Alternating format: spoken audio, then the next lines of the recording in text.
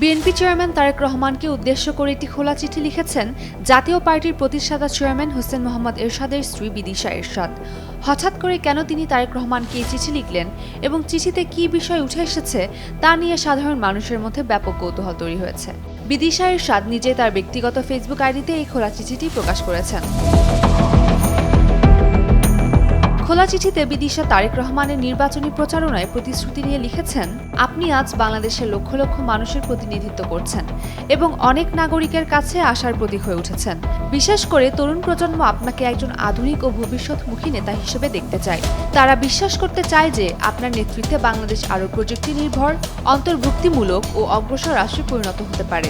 টানা তৃতীয়বার অর্জন করেছে দেশের সেরা সুপার ব্র্যান্ড স্বীকৃতি বসুন্ধরা টিস্যু। প্রতিশ্রুতির বিপরীতে প্রশ্ন রেখে চিঠিতে বিদিশা এরশাদ লিখেছেন, নির্বাচনকে সামনে রেখে আপনি বিভিন্ন সমাবেশে বিএনপির পক্ষ থেকে গুরুত্বপূর্ণ প্রতিশ্রুতি দিয়েছেন। বিশেষ করে স্কুল, কলেজ, বিশ্ববিদ্যালয়, বিমানবন্দর, বাস স্ট্যান্ড ও রেল স্টেশনে বিনামূল্যে ইন্টারনেট এবং পরবর্তীতে ঘরে ঘরে ফ্রি ইন্টারনেট নিশ্চিত করার কথা বলেছেন। পাশাপাশি করাইল বস্তিতে বহুতল ভবন নির্মাণ এবং ফ্যামিলি কার্ড চালুর প্রতিশ্রুতিও দিয়েছেন। এসব উদ্যোগ নিঃসন্দেহে মানুষের জীবনমান উন্নয়নের সঙ্গে সম্পর্কিত এবং এজন্য অনেক নাগরিক আপনাকে সাধুবাদ জানাচ্ছে। তবুও একজন সচেতন নাগরিক হিসেবে আমি আপনার কাছে কয়েকটি বিনীত প্রশ্ন রাখতে চাই। এই প্রশ্নগুলো সমালোচনা নয়, বরং আপনার পরিকল্পনাকে আরও ভালোভাবে বোঝার আগ্রহ থেকে। প্রথম প্রশ্নে সরকারের অবকাঠামো জানতে চেয়ে বিদিশা এরশাদ চিঠিতে লিখেছেন, বাংলাদেশ প্রায় ২০ কোটি মানুষের দেশ। এত বড় জনগোষ্ঠীর জন্য দেশব্যাপী সম্পূর্ণ বিনামূল্যে ইন্টারনেট নিশ্চিত করা প্রযুক্তিগত ও আর্থিকভাবে বিশাল চ্যালেঞ্জ। আপনি কি দয়া করে সংক্ষেপে জানাবেন এই লক্ষ্য অর্জনের জন্য আপনার সরকার কী ধরনের অবকাঠামো ও অর্থনৈতিক মডেল বিবেচনা করছে? দ্বিতীয় প্রশ্নে তিনি জানতে চেয়েছেন, দেশের টেলিকম অপারেটররা বর্তমানে ইন্টারনেটকে ব্যবসা হিসেবে পরিচালনা করে। এই প্রেক্ষাপটে সরকার কিভাবে তাদের সঙ্গে সমন্বয় করবে সেটি জানার জন্য নাগরিকদের কৌতূহল রয়েছে। আপনি কি মনে করেন এটি সরকারি বেসরকারি অংশীদারিত্বের মাধ্যমে বাস্তবায়ন করা সম্ভব?